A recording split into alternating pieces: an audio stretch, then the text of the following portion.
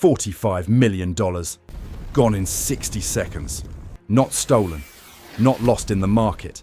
Obliterated by a $50,000 drone. Ukraine just did the impossible. Destroyed a weapon designed to be untouchable. And what happens next will reshape how wars are fought forever. You're watching a breakdown of the moment air defense doctrine changed. In the next 10 minutes, you'll understand why a $50,000 drone just made Russia's $45 million air defense system obsolete, and what that means for every military on Earth. This isn't just about one destroyed system. It's about what it says when your supposedly untouchable weapon becomes prey. Meet the BUK M3. Think of it as the quarterback of Russian air defense. While other systems specialize, one handles helicopters, another missiles, the BUK handles everything. Planes, helicopters, cruise missiles, drones, all at once. Here's what makes it terrifying from a military standpoint. This system tracks 36 targets simultaneously. 36. That's not a typo. It's mobile. It relocates faster than you can respond. It shoots 70 kilometers away. And for 4 decades, Russia built their entire air defense strategy around systems like this one. Here's what makes this critical. Russia doesn't just use the BUK. They build their entire layered defense around it. S-400S handle long-range threats at high altitude. Panzers handle close-in defense. But the BUK? The BUK owns the middle, the zone where most aircraft operate. Without the BUK, Russia's air defense has a hole 50 kilometers wide, and holes get exploited. In military circles, the BUK M3 isn't seen as vulnerable. It's seen as inevitable, defensive, permanent. Until now. But the BUK M3 doesn't exist in a vacuum. July 17, 2014, Malaysia Airlines flight MH17 was shot down over Ukraine. 298 people killed. Families destroyed. A global tragedy. The weapon? A BUK missile system. For a decade, the BUK carried that weight, that guilt, that question. What happens when a defensive system designed for war is used without mercy? Now, 10 years later, Ukraine is answering that question in real time. Every BUK they destroy is one less shadow over their skies, one less tool of destruction, one less reminder of what happened in 2014. But more than that, they're proving something else entirely. The untouchable can be touched. So how does Ukraine pull this off? It starts with something most people would never think about: exhaust heat. Step 1. Find it. You cannot destroy what you cannot find.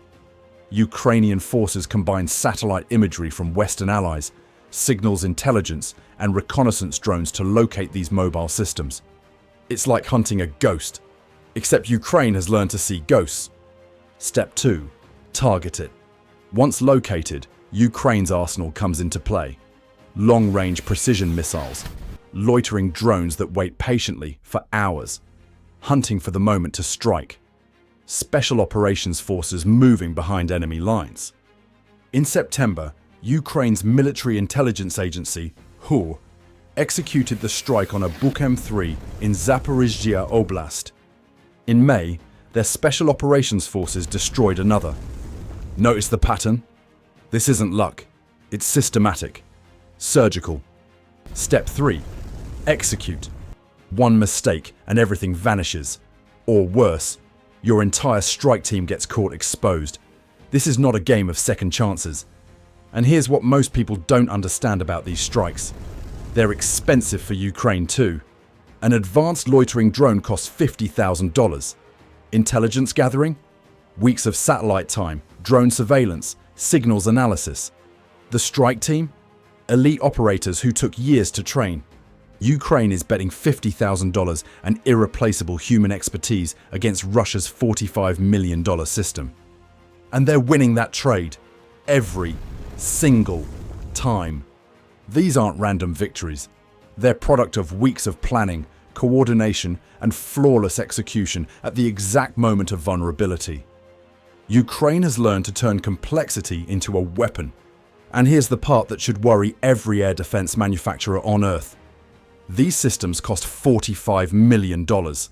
They take 18+ months to build. They require components from Western suppliers that Russia can no longer access because of sanctions. Almaz-Antey, the manufacturer, is already running at reduced capacity. Russia started this war with hundreds of BUK systems. They've lost at least 15 that we know of, probably more that aren't confirmed. Every destroyed system is a permanent gap. There is no rapid replacement. Ukraine isn't just winning battles.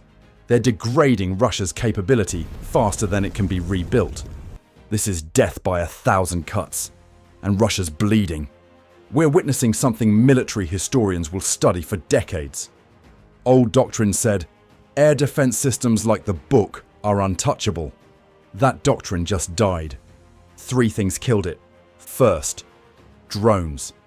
A $50,000 loitering munition can wait for hours, then strike with meter-level precision. Suddenly, mobility doesn't matter. Second, intelligence. Real-time satellite data from NATO means you can't hide. The sky itself is watching. Third, precision strikes. Missiles hitting targets from 100 kilometers away with accuracy measured in meters leave no sanctuary.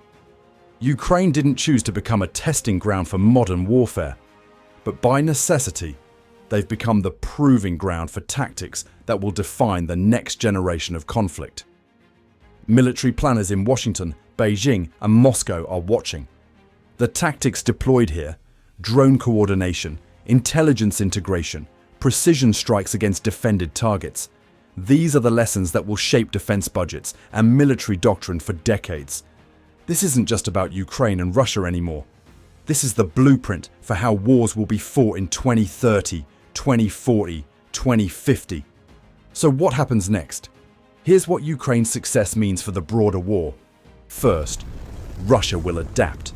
They'll disperse systems more, increase camouflage, move them constantly. But that means they're operating defensively, reacting, not projecting power. Second, Ukraine gets bolder. Every destroyed BUK means Ukrainian drones push deeper into Russian-held territory. Reconnaissance improves. Strike options multiply. Third, the international lesson. Every military watching this conflict is rewriting their air defense procurement. If the BUK can be hunted, what about Patriot batteries? S-400S? THAAD systems?